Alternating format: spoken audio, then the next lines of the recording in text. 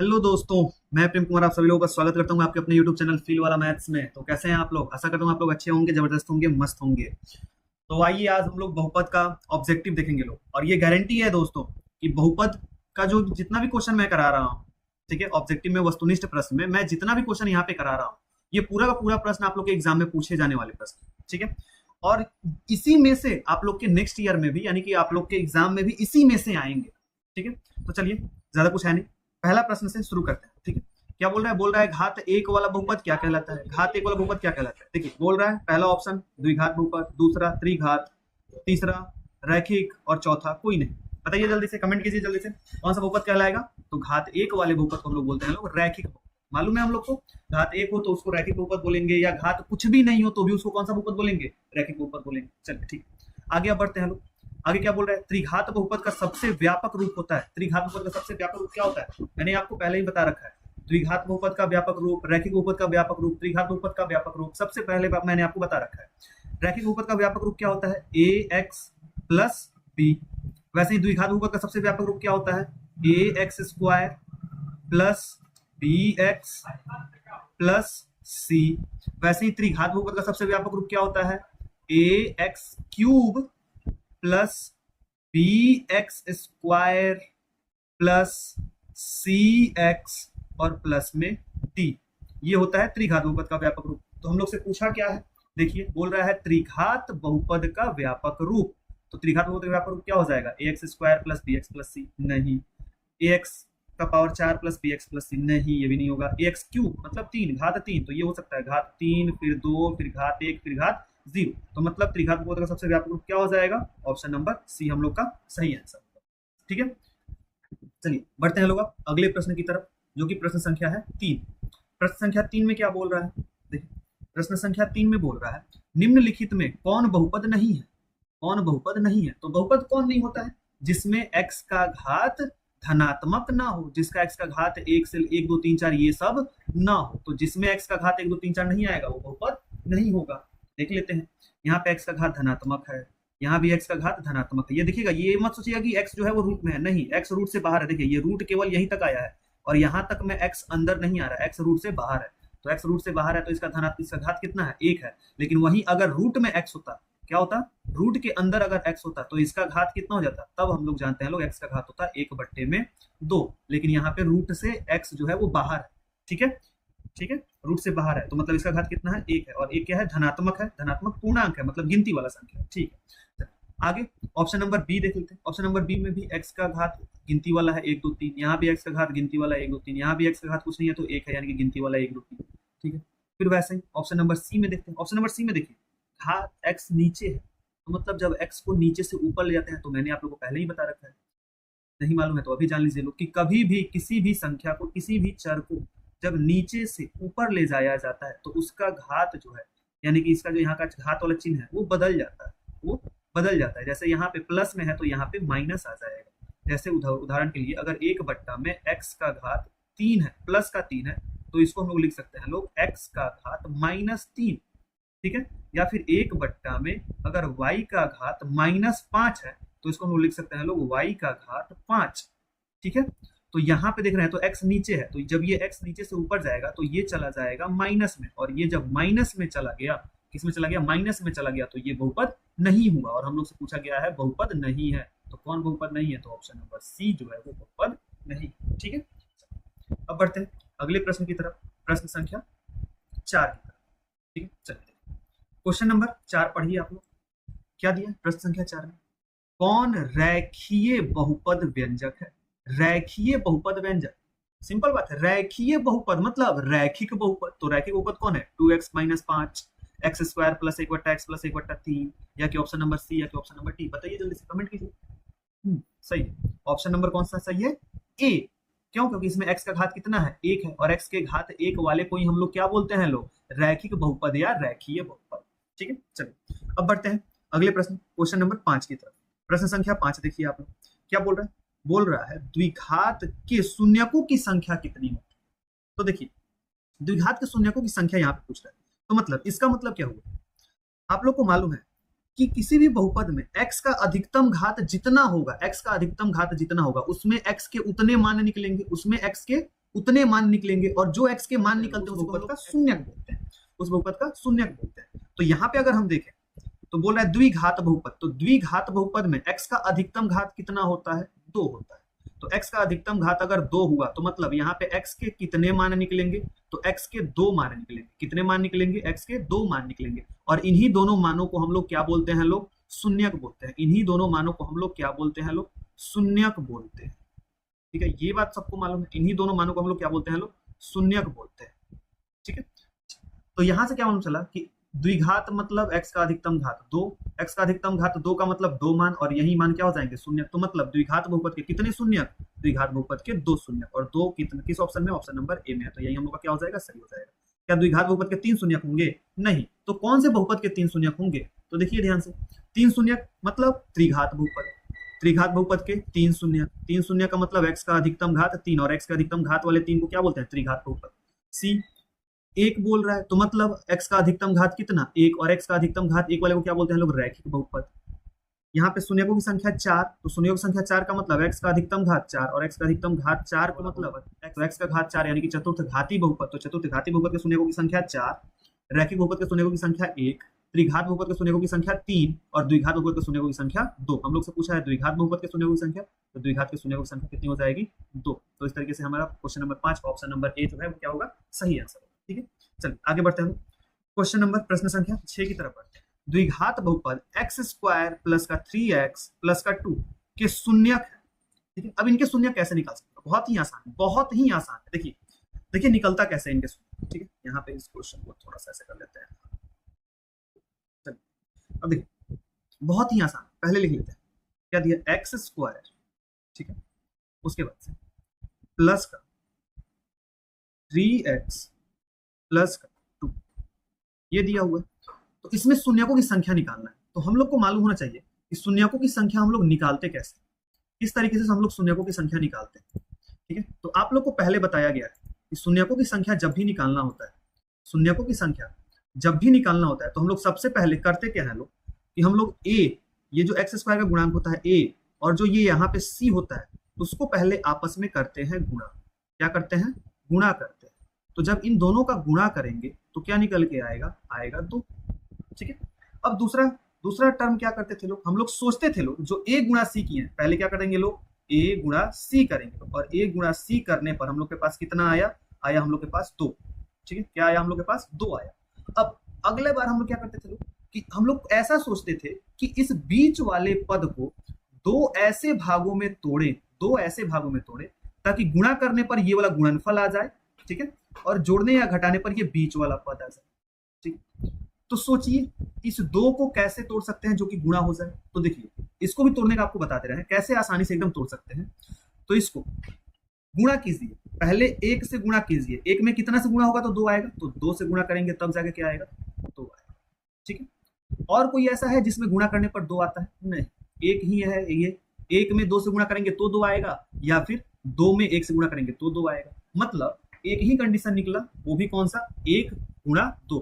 तो जब ये जो 1 गुणा 2 आया है, ये जो 1 गुणा 2 आया है, तो क्या ये 1 गुणा 2 को जोड़ने या घटाने से हम लोग का ये जो बीच वाला पद है, क्या ये मिल सकता है क्या? अब ये सोचें, ध्यान सुनिए।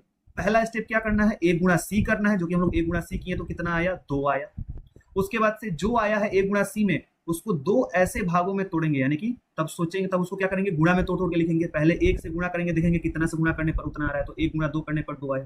ठीक है, उसके बाद से अब क्या देखेंगे कि ये जितना से ये गुणा करने से आ रहा है, क्या इसको आपस में जोड़ने या घटाने पर ये बीच वाला पद आ सकता है क्या? तो देखिए, तो हाँ आ सकता है।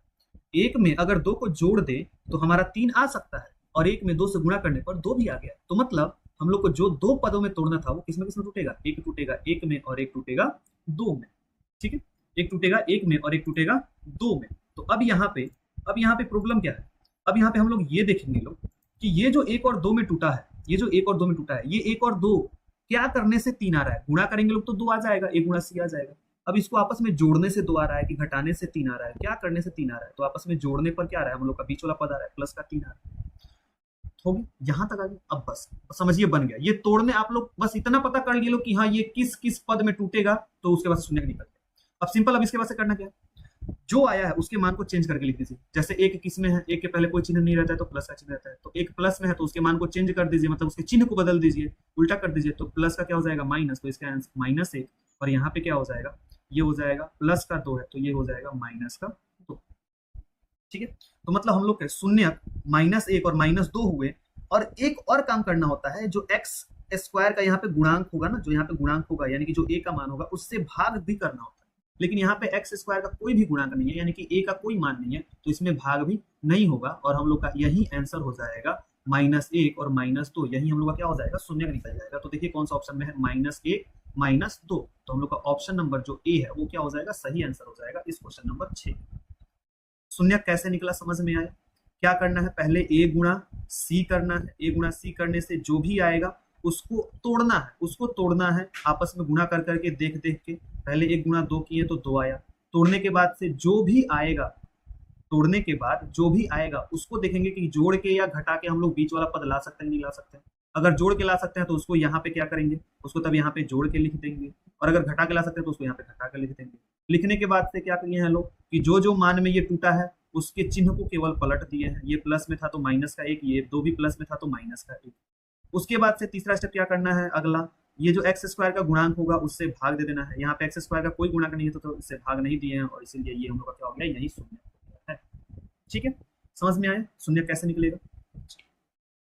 अब आगे बढ़ते हैं, क्वेश्चन नंबर 7 पढ़ते हैं, देखते हैं क्या बोल रहा है। बोल रहा है बहुपद y³ -2y² -3√3y + 1/2 का घात है, इसका घात पूछ रहा है। तो घात किसको बोलते हैं, बहुपद का घात क्या होता है, तो इसमें मौजूद ये जो आप लोग को बहुपद दिखाई दे रहा है, इसमें मौजूद जो चर y है इसका जो सबसे बड़ा घात होगा वही इसका घात हो जाएगा। ठीक है, तो इसका सबसे बड़ा घात कितना है, y का सबसे बड़ा घात 3 है, तो इसीलिए इस क्वेश्चन नंबर 7 का आंसर कौन हो जाएगा, ऑप्शन नंबर सी। ठीक है, आगे बढ़ते हैं, क्वेश्चन नंबर 8 देखते हैं। 8 में क्या बोल रहा है, 8 में बोल रहा है निम्न में, क्या बोल रहा है 8 में, निम्न में कौन बहुपद नहीं है। फिर एक तरह का इस तरह में का क्वेश्चन हम लोग अभी पिछले वाले क्लास में किए हैं, पिछले वीडियो में किए थे लोग। अब इसमें भी बोल रहा है बहुपद नहीं है, तो वही बहुपद नहीं है तो मतलब क्या, x का घात क्या नहीं होना चाहिए, धनात्मक नहीं होना चाहिए। यहाँ पे x का घात कुछ नहीं है तो 1 है, यहाँ पे भी x का घात 2, और यहाँ भी x का घात कुछ नहीं है तो 1 है, यहाँ पे x का घात 3 है, तो ये सब तो धनात्मक है यानी कि गिनती वाली संख्याएं हैं। लेकिन इसमें देख रहे हैं तो x नीचे आ गया है, और x नीचे आ गया तो मतलब x का घात क्या हो गया, ऋणात्मक। तो हम लोग का ये जब ऋणात्मक हो गया यानी कि माइनस में हो गया तो ये हम लोग का बहुपद नहीं है, तो ऑप्शन नंबर सी जो है वो क्वेश्चन नंबर 8 का सही आंसर। ठीक है, अब आइए पढ़ेंगे लोग, अब आगे प्रश्न संख्या 9 की तरफ बढ़ते हैं। ठीक है, प्रश्न संख्या 9 पढ़िए क्या बोल रहा है। 9 में बोल रहा है द्विघात बहुपद x² + 1/6 x -2 के शून्यक होंगे। चलिए इसको बनाते हैं लोग, इसको ढंग से बनाते हैं। ठीक है, देखिएगा आप लोग क्वेश्चन नंबर 9 जो है उसको देखिएगा क्या बोल रहा है हम लोग से, बोल रहा है x² बोल रहा है x² प्लस का 1/6x माइनस का 2, इसका बोल रहा है शून्यक निकालने। इसका क्या बोल रहा है, शून्यक निकालने। शून्यक निकालने के लिए हम लोग सबसे पहले करते हैं लोग क्या, तो देखो ये जो नीचे दिया हुआ है ना, ये जो नीचे दिया हुआ है, नीचे ये वाला, ये जो नीचे दिया हुआ है, इससे क्या करेंगे, पहले पूरे बहुपद में गुणा कर देंगे, पहले पूरे बहुपद में गुणा कर देंगे, जिससे ये क्या होगा, ये नीचे गुणा करेंगे तो गुणा कर लेते हैं। ठीक है, गुणा करेंगे तो यहाँ पे क्या आएगा, यहाँ पे 6x² हो जाएगा, गुणा करेंगे तो प्लस में यहाँ पे 6 गुणा में 1/6x हो जाएगा, फिर माइनस में 2 गुणा में 6 हो जाएगा। अब इसको आगे जब हम लोग बनाएंगे लोग तो ये क्या हो जाएगा, ये तो 6x² का 6x² ही रहेगा। ठीक है, अब ये यहाँ पे देखिएगा, ये यहाँ पे क्या हो जाएगा, यहाँ पे ये जो है,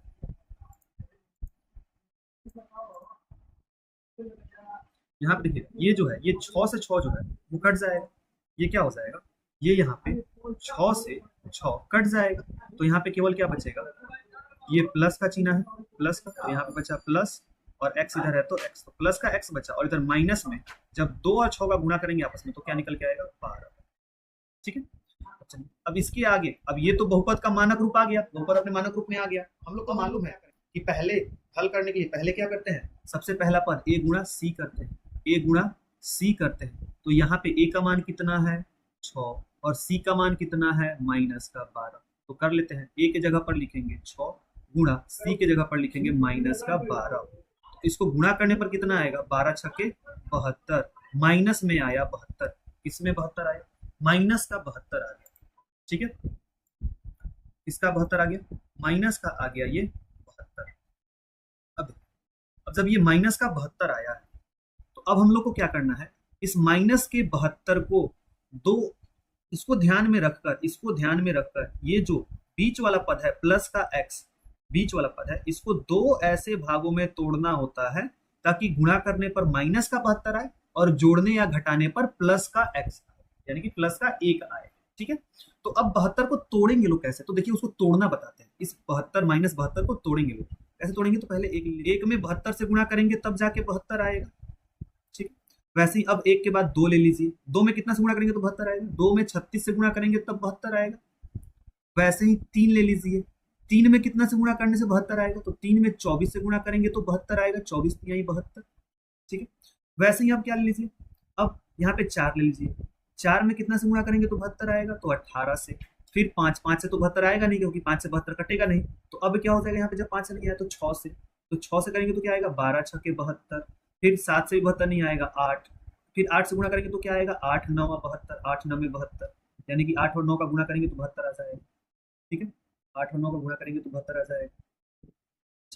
और कहीं टूट सकता है क्या, क्या ये जो 72 है, ये जो 72 हम लोग तोड़ रहे हैं लोग बार बार, क्या ये और कहीं और किसी में टूट सकता है क्या, 8 9 72। अब इसके बाद से फिर क्या शुरू हो जाएगा, फिर वहीं शुरू हो जाएगा, 8 के बाद 9 9 8 72 आएगा, तो क्या यहाँ पे देखिएगा यहाँ से ये फिर रिपीट नहीं होने लगा, यहाँ से इसी यही ना है 8 9 9 8 यही ना है। तो अब हम लोग को क्या देखना है, 72 जो है इतने खंडों में टूट सकता है, ये जितना खंड यहाँ पे दिखाई दे रहा है आप लोग को 72 जो है वो इतने खंडों में टूट सकता है। ठीक है, तो अब इसमें से हम लोग लेंगे लोग कौन सा, तो हम लोग इसमें से वही खंड को लेंगे जिसको आपस में जोड़ने या घटाने पर कितना आ जाए, ये बीच वाला पद यानी कि प्लस का 1 आ जाए, यहाँ पे x का गुणा कुछ नहीं है तो कितना है 1 है, तो प्लस का 1 आ जाए, वही दोनों खंड को हम लोग लेंगे। तो देखिए यहाँ पे क्या 1 में से 72 घटेगा तो 1 आएगा, नहीं छूटेगा तो 1 आएगा, नहीं, तो ये वाला तो नहीं लिख पाएंगे। 2 को 36 में जोड़ेंगे या घटाएंगे तो आएगा क्या, नहीं ये भी नहीं आएगा। 24 को 3 में से जोड़ेंगे या घटाएंगे तो आएगा क्या, 1 नहीं आएगा। वैसे ही ये भी खत्म हो जाएगा, वैसे ही ये भी, क्योंकि 6 को 12 में जोड़ने या घटाने से 1 नहीं आएगा। अब रह गया ये 8 और 9 रहेगा, तो देखिए तो 9 में से 8 को घटा दे तो 1 आ जाएगा कि नहीं आ जाएगा, और वो भी किसका, प्लस का चाहिए, तो मतलब 9 में से किसको घटाना होगा, 8 को घटाना होगा, तो मतलब, और 9 गुणे 8 करेंगे तो 72 भी आ जाएगा, तो मतलब ये किसमें टूटा, 9, यहाँ पे किसमें टूटा, 9 में से घटा देंगे 8 को तो ये आ जाएगा प्लस का 1 आ जाएगा, 9 में से 8 घट के 1 आ जाएगा, और 9 गुणे 8 घट के यहाँ पे गुणा करेंगे तो 9 8 72, 1 माइनस में तो माइनस का 72 भी आ जाएगा, तो मतलब ये टूटा किसमें, 9 और माइनस के 8 में। अब आप लोग को सिंपली क्या बताया गया था इसके बाद से कि इसके केवल चिन्ह को बदल के लिख दीजिए, तो 9 किसमें है, 9 के पहले कुछ कोई चिन्ह नहीं है तो प्लस का चिन्ह छुपा रहता है, मालूम है हम सबको, तो केवल इसको बदल के लिख दीजिए, प्लस में है तो माइनस का 9 हो गया, यहाँ पे माइनस में है तो ये प्लस का 8 हो गया। उसके बाद से क्या बताया गया है कि जो एक्स स्क्वायर का गुणांक होगा उससे भाग कर देना है, तो यहाँ पे भाग करेंगे तो ये बट्टा में 6 आ जाएगा, यहाँ भी बट्टा में 6 आ जाएगा, कटने वाला है तो काट लेंगे, ये कटेगा 3 त्रिका 9 और ये 3 दूनी 6, यहाँ पे 2 चौका 8 और ये 2 तिहाई 6।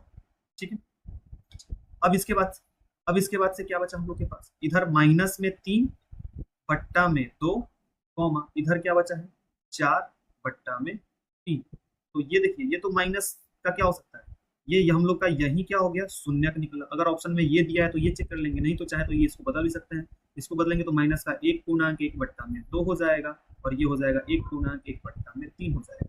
तो हम लोग का शून्यक या तो ऑप्शन में ये ढूंढ लेंगे लोग, ये मिल रहा है कि नहीं, नहीं तो ये ढूंढ लेंगे लोग। तो आइए देखते हैं ऑप्शन नंबर, ऑप्शन में क्या हम लोग को ढूंढना है, -3 बट्टा 2 और 4 बट्टा 3, तो यहाँ पे देखिए -3 4, नहीं ये नहीं होगा, यहाँ पे -3 बट्टा 2 4 बट्टा 3, हाँ यही तो हम लोग को चाहिए था। देखिए यहाँ -3 बट्टा 2 और 4 बट्टा 3, तो ये हम लोग का ऑप्शन नंबर बी क्या हो जाएगा, सही आंसर। समझ में आया है, समझ में ये कैसे कैसे निकला है। देखिए ये समझाने में इतना बड़ा टाइम लग रहा है, इतना ज्यादा टाइम लग रहा है, ठीक है, लेकिन जब आप लोग निकालिएगा लोग ना, जब आप लोग निकालने लगेगा लोग, जब आप लोग प्रैक्टिस हो जाएगा तो ये आप लोग को बनाना उतना ज्यादा टफ नहीं लगेगा। ठीक है, आगे बढ़ते हैं।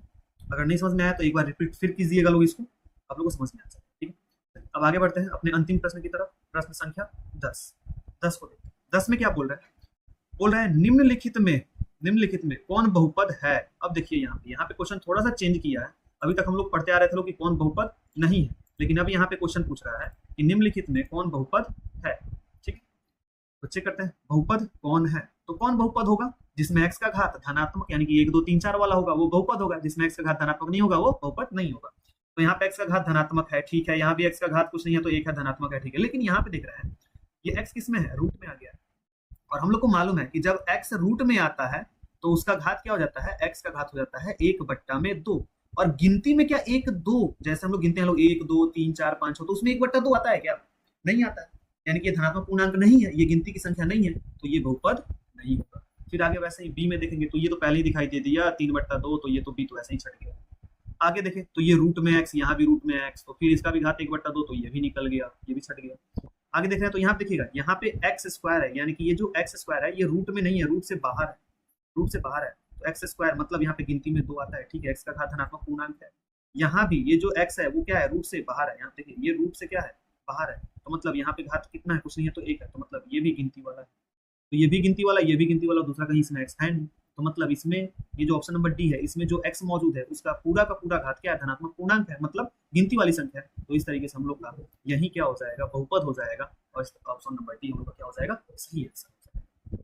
ठीक है, आशा करता हूँ आप लोग को समझ में आया होगा। आप लोग कमेंट करके बताइएगा लोग कितने लोग ऐसे थे जिन्होंने मेरे बताने से पहले ही आंसर को टिक किया और उनका कितना सही हुआ।